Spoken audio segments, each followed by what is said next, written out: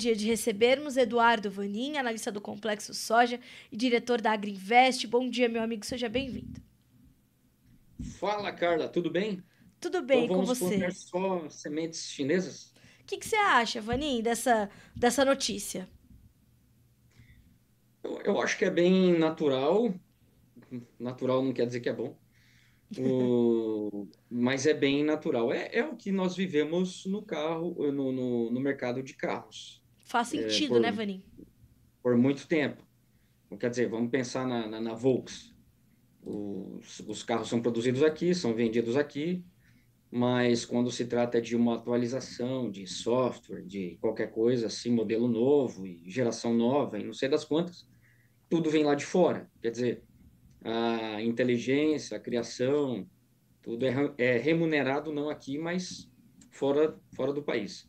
O chinês está traçando o mesmo caminho, que é bem natural.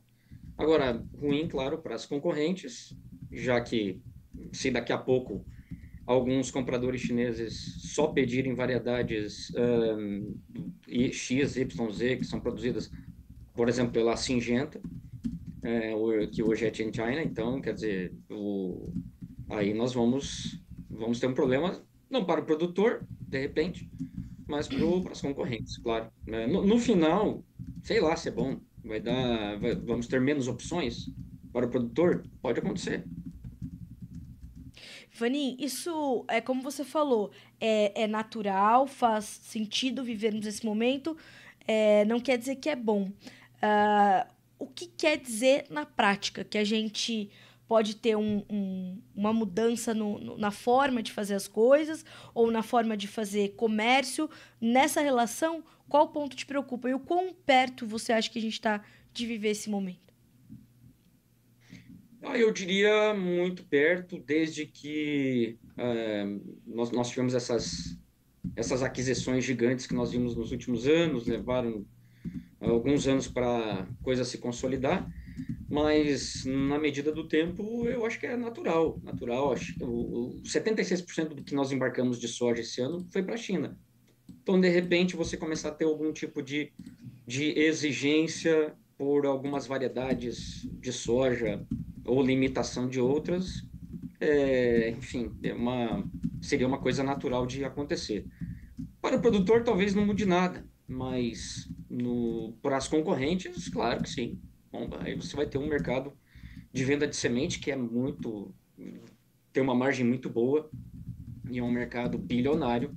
Aí você vai começar a ter, enfim, para eles não vai ser nada bom. Além de outros insumos que vêm na carona. Enfim,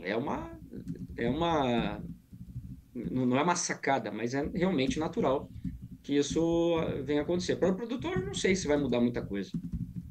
Bom, a gente vai acompanhar. Naturalmente não é para já, não é para a próxima safra, mas tem que ficar no nosso radar, né, Vani?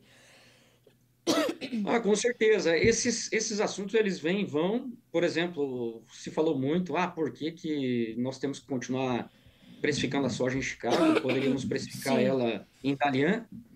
Amigos, isso não é bom, não. Imagina só, você é um produtor de sabão em pó e seu único comprador, seu maior comprador é o Walmart e ele define o seu preço.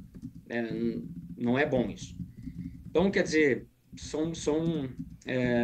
a China, claro, quer ter o controle cada vez maior de toda a cadeia da soja e as coisas vão se encadeando para isso, com certeza. Bom, a gente vai acompanhar. Agora, Vanin, essa é uma semana que começa bastante nervosa com uma série de coisas que estão sendo aguardadas, muito aguardadas. As relações Estados Unidos-União Europeia, as relações Estados Unidos-China vão ser discutidas por delegações de alto escalão lá em Estocolmo e a relação Estados Unidos-Brasil. Como é que toda essa confusão está impactando no mercado de commodities, se é que está impactando nesta segunda-feira, em especial para o mercado de grãos ou para o mercado da soja, como você achar melhor analisar. Tá bom. Bom, o que está claro até agora são 6 acordos, já, vamos dizer assim, assinados e tudo mais. Tem duas coisas bem importantes. Grandes números, o mercado deu de ombros, porque são muito grandes. Vamos pegar o caso do Japão e da Europa. Investir nos Estados Unidos, um mais o outro, vai lá, arredondando 1,1 tri de dólares. Japão e União Europeia. Pomba! O que tem de tanto assim nos Estados Unidos para se investir? Não sabemos. E também não sabemos que tempo isso vai levar. Um ano, dois, 10, 20. Então, realmente são grandes números, como o Trump gosta, mas na prática parecem muito grandes. E outras são as compras. Enfim, somando um mais o outro, passa de um tri também. E aí, um ano, dois, 10, 20, 30 anos, o que é? E assim vai. Então, também o mercado desconsidera. Agora, o ponto importante para o agro é que não tem se falado em grãos, tá bom? Com exceção ali do Japão, no caso do arroz. Aí, acabou. Enfim, não tem colocado na mesa de negociação milho, soja e o complexo da soja. Também se espera da China nada de diferente, somente a extensão dos 90 dias, que acaba agora dia 12.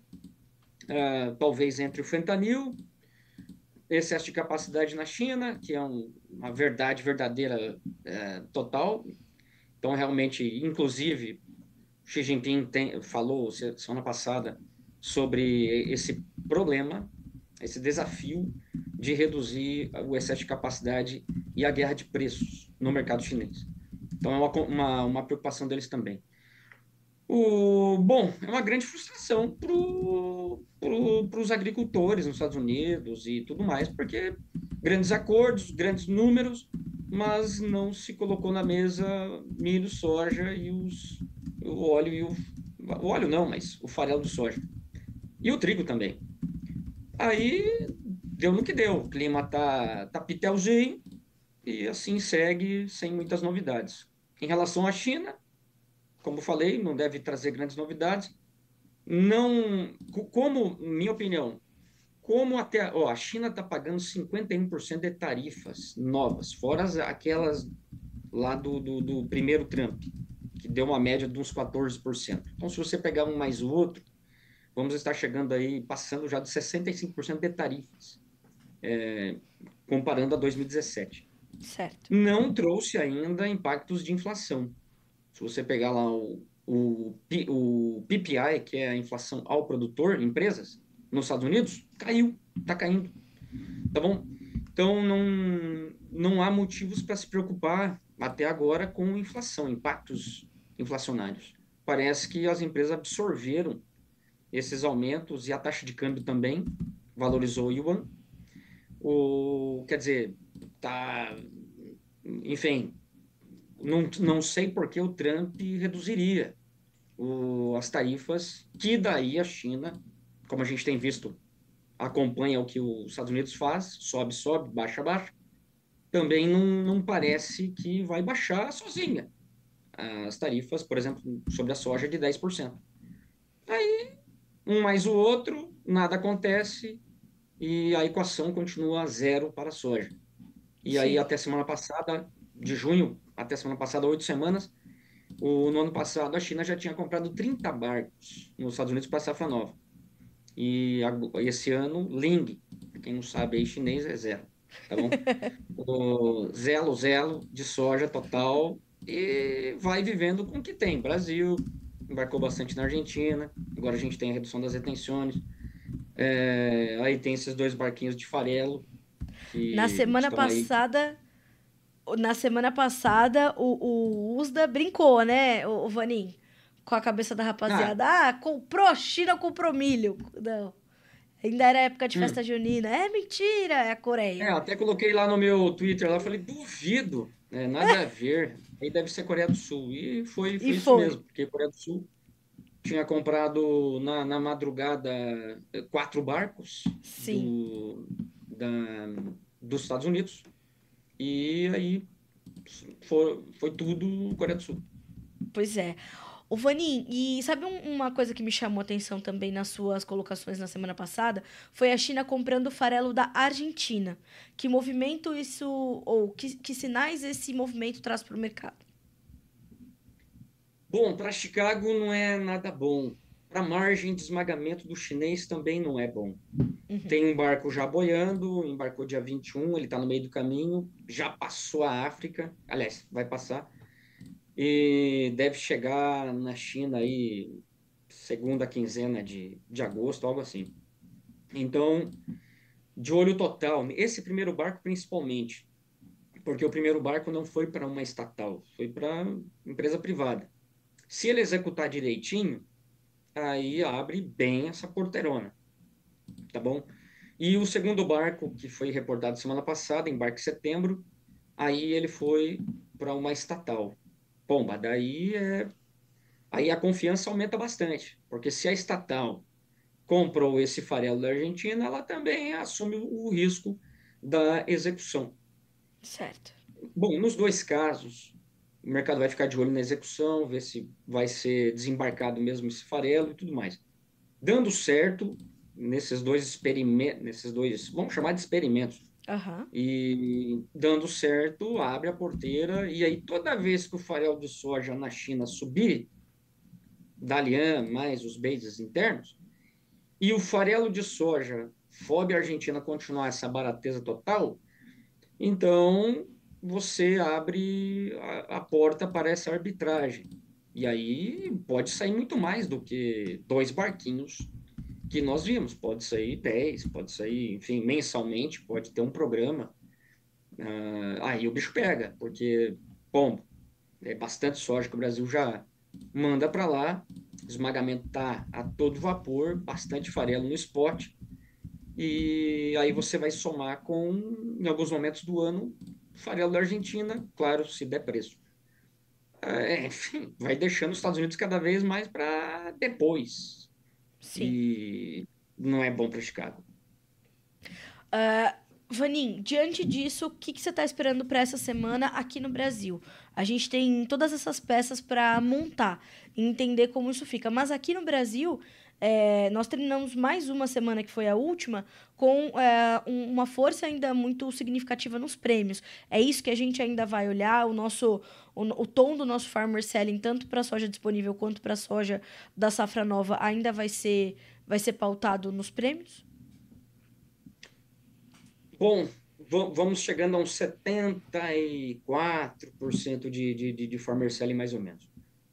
Semana passada não, anterior foi muito boa de vendas, 5 milhões e meio, somando as duas safras. E semana passada não foi mal, mas bem menor, 2 milhões e 500, somando as duas safras também. Naquela semana que foi safra velha, 4 milhões de toneladas, o prêmio não caiu, quer dizer, chinês está absorvendo tudo que o Brasil tem para vender e realmente não pode cochilar. Se cochilar, o cachimbo cai. E aí vai ficar apertadão em termos de soja. Se bem que o Brasil ainda está embarcando muita soja, agora a Argentina começou a embarcar também. Quando a gente pensa fluxo de soja para a China, está todo vapor.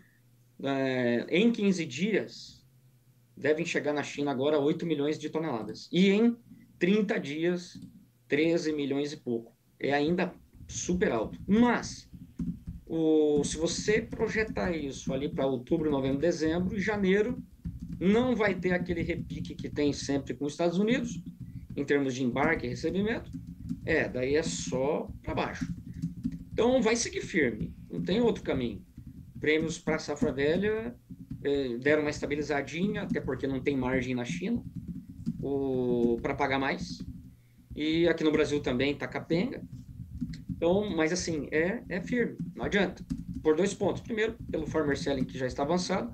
Segundo, naturalmente, pela qualidade da soja, que vai diminuindo bastante, especialmente norte do Brasil. E aí a gente fala dos programas de exportação, Norte e Santos. Vai acabando a quantidade de soja padrão exportação. E essa soja que vai ficando, vai aumentando a variado. Muito boa para a nossa indústria, mas quando fala exportação, o programa vai limitando bastante. Vai continuar firme. A grande questão é a safra nova. Aí depende de plantio, depende do Enzo, Laninha Aninho aí, que Laninha Aham. está ganhando força. Farmer selling também, claro. Câmbio, se o câmbio disparar aí com essa nhaca aí que você falou da nossa agenda com os Estados Unidos, aumenta um pouco a venda, mas, enfim, a grande dúvida é para a safra que vem, como é que vai ser esse comportamento. Bom, Vani, vamos fazer o seguinte: como o nosso tempo tá ajustadinho, eu quero muito saber como é que vão ficar os negócios para safra 25/26. Vamos já deixar combinado que na próxima segunda-feira, eu ia falar na próxima safra, segura. Na A próxima próxima, segunda na próxima segunda a gente fala mais então de farmer selling e estratégias para safra 25/26. Para a gente finalizar, qual a orientação para o produtor que precisa fazer negócios com a soja disponível nesse momento? Você pode dar uma orientação que vai caber para a maior parte ou para a média dos produtores? Qual seria para essa semana? eu acredito que os preços vão seguir firmes em reais ainda, que podem até melhorar se o câmbio azedar, tá bom? Aqui no Brasil, o mercado estranhamente está precificando que Trump, o que se fala não se escreve, e vai ser tudo belezinha para o Brasil. Nós somos o último da fila, tá bom? Porque o que nós temos para negociar? Eu não sei. Então, realmente uma grande dúvida Sim. como que o Brasil vai ser tratado, já que os demais estão buscando negociação. Inclusive, a Casa Branca falou: não, o Brasil se engajou um pouco. Pomba, não engajou nada. Na Pois é. verdade, engajou pelo contrário. Então, realmente, o câmbio pode dar alguma surpresa, mas continua não valendo muito a pena carregar soja, se você considera a valorização dela em reais e todos os custos envolvidos, tá bom? Cair, muito difícil. Agora, grandes valorizações, eu acho que só realmente prêmio não, está subindo, mas é bem devagarinho e Chicago vai perdendo, o câmbio vai compensando um tiquinho. Em dólar não tem mexido muito, então realmente alguma surpresa ficaria para o lado do câmbio. E eu acho que pode vir surpresa sim, tá bom? Minha opinião, o Brasil pode se dar muito mal nessa história toda aí. Bom, a gente vai acompanhar. Essa é uma semana importante e uma semana tensa, né, Vanin? Tende a ser uma semana volátil, né? Eu diria que pro lado do câmbio, sem dúvida. Sem Tá, dúvida é o que é a nhaca pode vir daí. Do lado do sim. clima, continua tudo muito bem, Estados Unidos, show de bola. Só atento ao clima na Europa, tá bom? Que tá torrando, Ucrânia junto, e aí pode ter uma surpresinha, uma quebra maior de milho e uma importação um pouco maior. E aí, claro, Tá. show dos Estados Unidos ajuda o Brasil também. Claro, a gente vai acompanhar. Bom, Vanin, novamente, meu amigo, sempre bom começar a semana com você. Sempre te digo isso às segundas-feiras. E na semana que vem a gente foca bastante, portanto, na soja da safra nova. Obrigada mais uma vez. Uma ótima semana para você, meu amigo. Tchau, abraço a todos. Fui. Um abraço, obrigada. Boa semana. Tchau, tchau.